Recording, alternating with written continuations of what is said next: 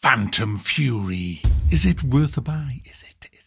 Let's read the words on Steam. Shelley Bombshell Harrow is back in a highly interactive mix of first-person action and road movie adventure. Embark on an adrenaline-fueled journey around the USA. Use an enormous arsenal of weapons and skills to battle treacherous soldiers and vile mutants, all while trying not to run into bugs. It doesn't say that. I should have loved this game, you know, guys. This is like right up my alley. I was so excited to play it. Half-Life Sin kind of vibes, but it didn't really give me any of Half-Life. It gave me more Sin vibes than Half-Life. The levels, some of the level design is good, and it did remind me a little bit of Half-Life on the level design. It's all linear, which is fine. You know, you can have some great linear levels in games. And I love the fact that nothing flashes, so the things that you need to find don't flash. So you have to actually look and find them. There's no waypoints to say you should go that way. So I love all of that. It really brought me back to the 90s kind of feel. And so, like I say, some of the levels are really, really good. You're searching around for secrets. You get rewarded for finding secrets. You have to do a lot of timed jumps, which again, I love. You know, it's not like these fucking games of today where you just have to press the jump button and you will always make the fucking jump. This is like the old school games, which I really do like. Unfortunately, this game is absolutely bug ridden. There are so many bugs in this, from jumping bugs, physics bugs, bugs that'll just wipe out all your weapon upgrades. What you do is you collect these little purple things, nanite, whatever they're called. They're your perks. You collect as many of them and they're hidden. You have to explore the maps, which I love doing. And then you'll find these machines and you'll log into these machines and you spend your little purple canisters that you've picked up, and you spend them on upgrading your weapons and upgrading your arm. You have this arm, it's like a bionic arm, and it does all kinds of shit. It can be a shield that you just hold up and you're invulnerable to any bullets for a few seconds to make a quick dash across a corridor where there might be a sentry gun or something like that. You can punch through certain walls and barricades with it. All kinds of stuff. Mac, there's not all kinds of stuff, that's fucking it. There is all kinds of stuff, guys. There's quite a few perks you can get for your arm. But the main perks that I enjoyed was the weapon alt-fire modes. For example, dual-wielding SMGs, my favourite weapon in the game. It sets people on fire. It's just awesome. The shotgun's great as well. There's that insane alt-fire for that, where it fires 3 cartridges at once. There's lots of good weapons in this game. The weapons are not the problem. In fact, the shotgun kind of reminded me of the old Unreal Tournament shotgun. It had a nice feel to it. It needs a bit more of a spread. I found it hard to hit the enemy, partly because of the narrow spread, but also because the enemy, and let's talk about the enemy, all like 5 or 6 different types of enemy that I've come across so far.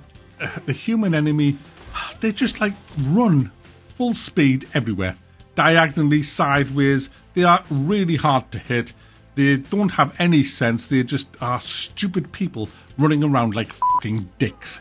And that ruined it for me. When you've played Fear and Half-Life and you've seen how AI would be realistic, and then you play this, it's like, what the f***?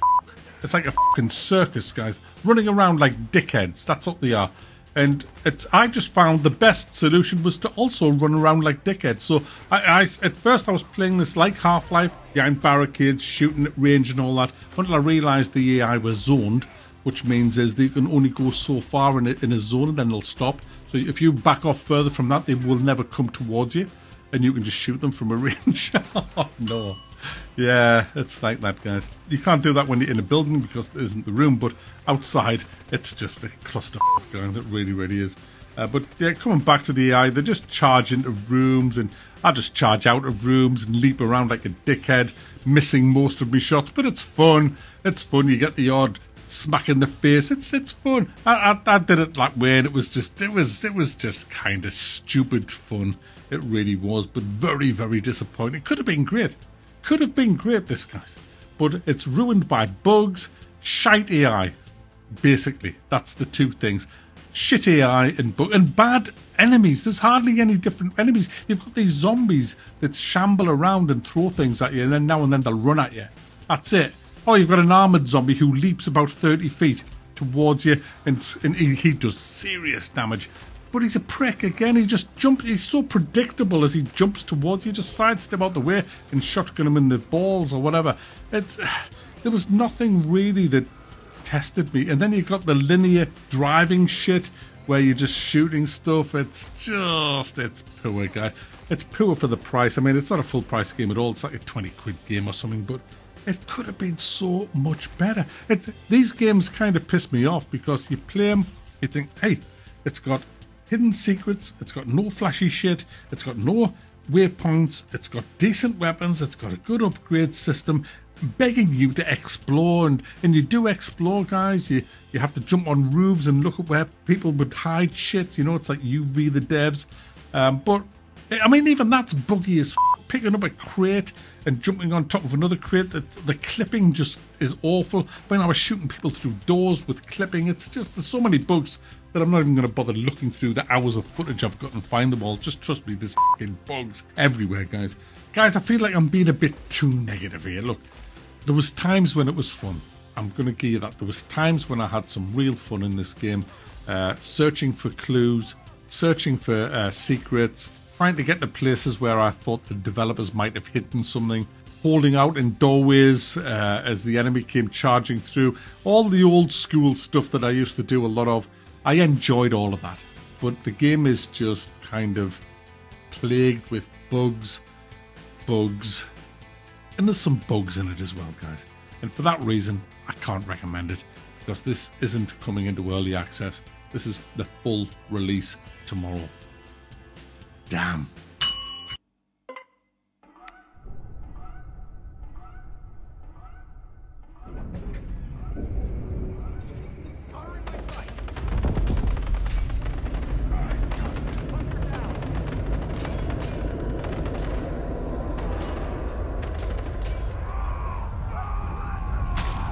To look at once you scrape them off your boots. Well, that was quite gruesome.